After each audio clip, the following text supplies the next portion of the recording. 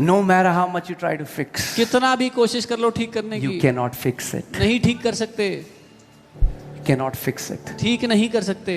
That's why religion is all about your behavior and your outward appearance. इसीलिए धर्म का सारा ध्यान आपके व्यवहार पर है, आप बाहर से कैसे दिखते हो इस बात पर है.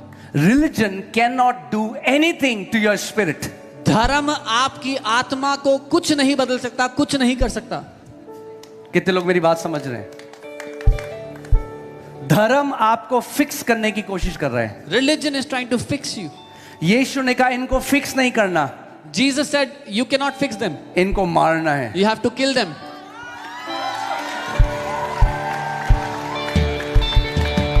Because the Bible says he who had died is delivered from sin. क्योंकि बाइबल कहती है जो मर गया वो पाप से मुक्त हो गया. Put that scripture, for we died.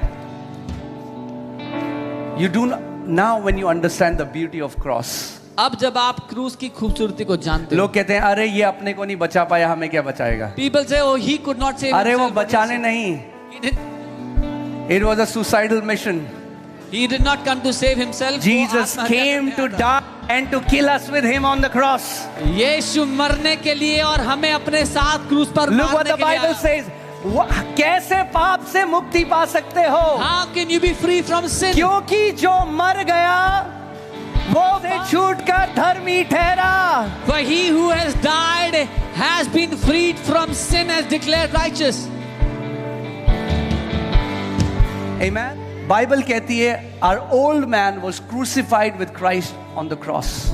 Bible कहती है हमारा पुराना मनुष्यत्व मसीह के साथ क्रूस पर मारा गया.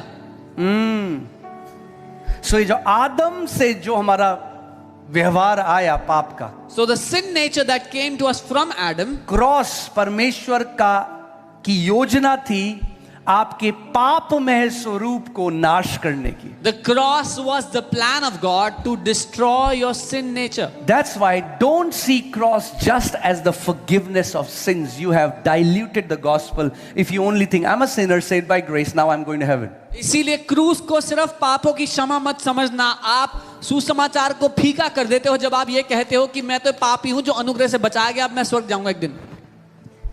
ओके, सो ये क्लियर हो गया कि कितने भी भले काम कर लो, So you understand, no matter how पाप many से good works, छुटकारा नहीं है, क्योंकि तब भी आप क्या रहोगे? पहले आदम में रहोगे. so no matter